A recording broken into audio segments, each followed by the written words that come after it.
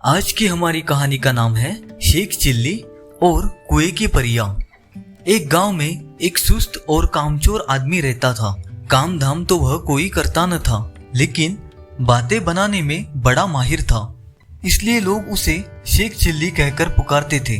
Sheikh chilli की घर की हालत इतनी खराब थी कि महीने में 20 दिन चूल्हा नहीं जल पाता था। शेख चिल्ली की बेवकूफी और सुस्ती की सजा उसकी बीवी को भी भुगतनी पड़ती थी और भूखे रहना पड़ता था। एक दिन शेख चिल्ली की बीवी को बड़ा गुस्सा आया और उसने कहा, अब मैं तुम्हारी कोई भी बात नहीं सुनना चाहती, चाहे जो कुछ करो, लेकिन मुझे तो पैसा चाहिए।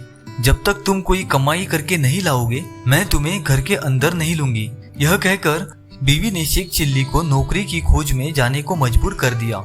साथ में रास्ते के लिए 4 रूखी सूखी रोटियां भी बांध दी। साग सालन कोई था ही नहीं, देती कहां से। इस प्रकार शेख चिल्ली को न चाहते हुए भी नौकरी की खोज में निकलना पड़ा। शेख चिल्ली सबसे पहले अपने गांव के साहूकार के यहाँ गए। सोचा कि शायद साहूकार कोई छोटी मोटी नौकरी दे दे, लेकिन निराश होना पड़ा। साहूकार के कारिंदों ने उसे बाहर से ही डांट डपट कर भगा दिया। अब शेख चिल्ली के सामने कोई रास्ता नहीं था। फिर भी एक गांव से दूसरे गांव तक दिन भर भटकते रहे। घर लौट नहीं सकते थे, क्योंकि बीवी ने सख्त हिदायत दे रखी थी कि जब तक नौकरी न मिल जाए घर में पैर न रखना।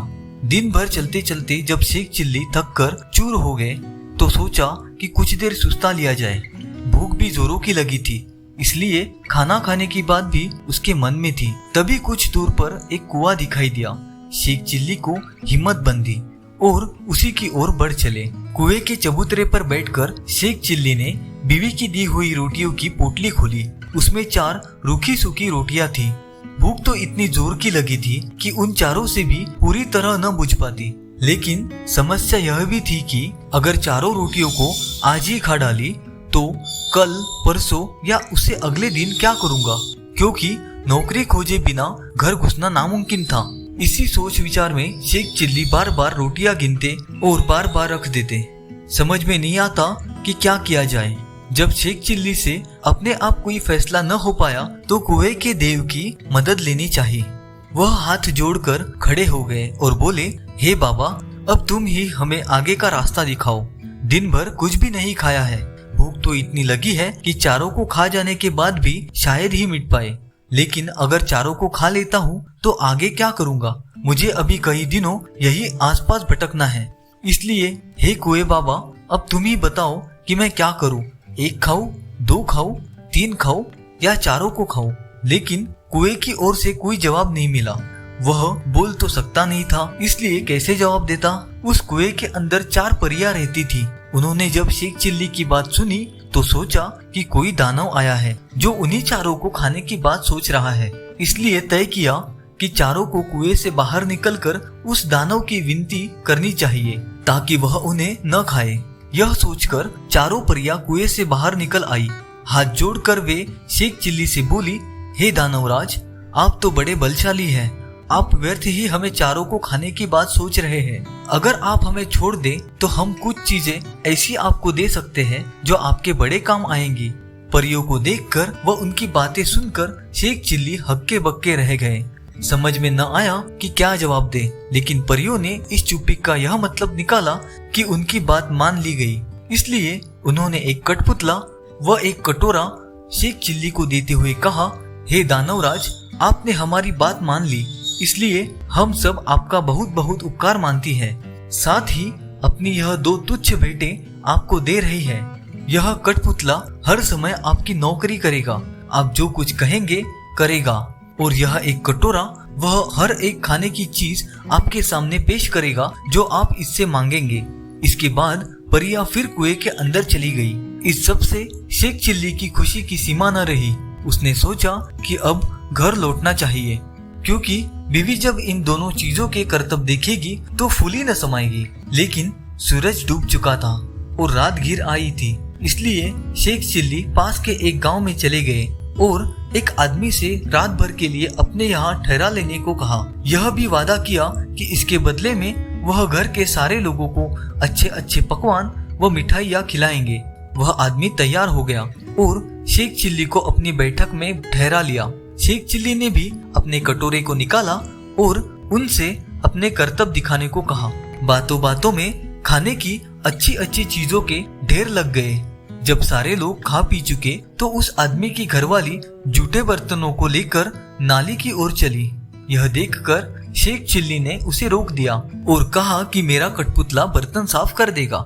शेख चिल्ली के कहने भर की देर थी कि कठपुतले ने सारे के सारे बर्तन पल भर में निपटा डाले। शेख चिल्ली के कठपुतले और कटोरे की यह अजीबोगरीब करतब देखकर गांव के उस आदमी और उसकी बीवी के मन में लालच आ गया।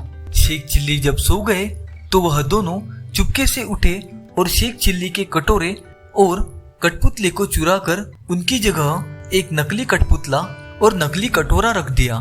शेख चिल्ली को यह बात पता न चली।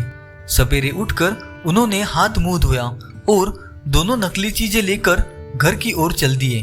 घर पहुंचकर उन्होंने बड़ी डींगे हाँकी और बीवी से कहा, भगवान, अब तुझे कभी किसी बात के लिए झिझकना नहीं पड़ेगा। न घर में खाने को किसी चीज की कमी रहेगी और न ही कोई काम हमें तुम्हें करना पड़ेगा। तुम जो चीज खाना चाहोगी मेरा यह कटोरा तुम्हें खिलाएगा और जो काम करवाना चाहोगी मेरा यह कठपुतला कर डालेगा। लेकिन शेख चिल्ली की बीवी को इन बातों पर विश्वास न हुआ। उसने कहा, तुम तो ऐसी डींगे रोज ही मारा करते हो, कुछ करके दिखाओ तो जानूं। हाँ, क्यों नहीं, शेख चिल्ली ने तपाक से जवाब दिया और कटोरा और कठपुतले से अपने अपने कर्तव्य दिखाने को कहा। लेकिन वह दोनों चीजें तो नकली थी। अंततः शेख चिल्ली की बात झूठ निकली। नतीजा यह हुआ कि उनकी बीवी पहले से ज्यादा नाराज हो गई। उसने कहा, तुम मुझे इस तरह धोखा देने की कोशिश करते हो। जब से तुम घर से गए हो घर में चूल्हा नहीं जला है। कहीं जाकर मन लगाकर काम करो तो कुछ तनख्वाह मिले और हम दोनों को 2 जून खाना नसीब हो। इन जादुई चीजों से कुछ नहीं होने वाला। बेबस शेख चिल्ली खिसियाए हुए से फिर चल दिए। वह फिर उसी कुएं के चबूतरे पर जाकर बैठ गए। समझ में नहीं आ रहा था कि अब क्या किया जाए। जब सोचते सोचते वह हार गए और कुछ भी समझ में न आया तो उनकी आंखें छलछला आई और रोने लगे। यह देखकर कुएं की चारों परियां फिर बाहर आई और शेख चिल्ली से उनके रोने का कारण पूछा। शेख चिल्ली ने सारी आप बीती कह सुनाई। परियों को हंसी आ गई। वे बोली, हमने तो तुमको कोई भयानक दानव समझा था और इसलिए खुश करने के लिए वे चीजें दी थी, लेकिन तुम तो बड़े ही भोले भाले और सीधे आदमी निकले। खैर, घबराने की जरूरत नहीं, हम तुम्हारी मदद करेंगे। तुम्हारा कठपुतला और कटोरा उन्हीं लोगों ने चुराया है जिनके यहाँ रात को तुम रुके थे। इस बार तुम्हें एक रस्सी व डंडा दे रहे हैं। इनकी मदद से तुम उन दोनों को बांधकर और मारकर अपनी दोनों चीजें वापस पा सकते हो। इसके बाद परिया फिर कुएं में चली गई। जादुई रस्सी और डंडा लेकर शेख चिल्ली फिर उसी आदमी के यहाँ पहुँचे और कहा, इस बार मैं तुम्हें कुछ और नए कर्तव्य दिखाऊंगा। वह आदमी भी लालच का मारा था। उसने समझा कि इस बार कुछ और जादुई चीजें हाथ लगेंगी, इसलिए उसने खुशी खुशी शेख चिल्ली को अपने यहाँ रुकने दिया। लेकिन इस बार उल्टा ही हुआ। शेख चिल्ली ने जैसे ही हुक्म दिया वैसे ही उस घर वाले और उसकी बीवी को जादुई रस्सी ने कसकर बांध लिया और जादुई डंडा दनादन पिटाई करने लगा। अब तो वे दोनों चीखने, चिल्लाने और माफी मांगने लगे। शेख चिल्ली ने कहा, तुम दोनों ने मुझे धोखा दिया है। मैंने तो यह सोचा था कि तुमने मुझे रहने को जगह दी है, इसलिए मैं भी तुम्हारे साथ कोई भलाई कर दूं, लेकिन तुमने मेरे साथ उल्टा बर्ताव किया। मेरे कठपुतले और कटोरे को ही चुरा लिया। अब जब वे दोनों चीजें तुम मुझे वापस कर दोगे तभी मैं अपनी रस्सी और डंडे को रुकने का हुक्म दूंगा। उन दोनों ने झटपट दोनों चुराई हुई चीजें शेख चिल्ली को वापस कर दी। यह देखकर शेख चिल्ली ने भी अपनी रस्सी और डंडे को रुक जाने का हुक्म दिया। अब अपनी चारों जादुई चीजें लेकर शेख चिल्ली प्रसन्न मन से घर को वापस लौट पड़े। जब बीवी ने फिर देखा कि शेख चिल्ली वापस आ गए हैं तो उसे बड़ा गुस्सा आया। उसे तो कई दिनों से खाने को कुछ मिला नहीं था, इसलिए वह भी झुंझलाई हुई थी। दूर से ही देखकर वह चीखी, कामचोर, तुम फिर लौट आए। खबरदार, अगर घर के अंदर पैर रखा तो, वरना तुम्हारे लिए बेलन रखा है।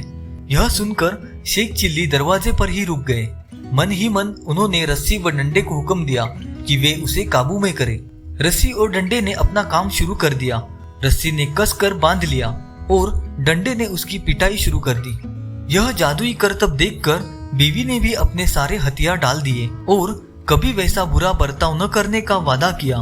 तब उसे भी रस्सी व डंडे से छुटकारा मिला। अब शेख चिल्ली ने अपने कठपुतले व कटोरे को हुक्म देना शुरू कर दिया।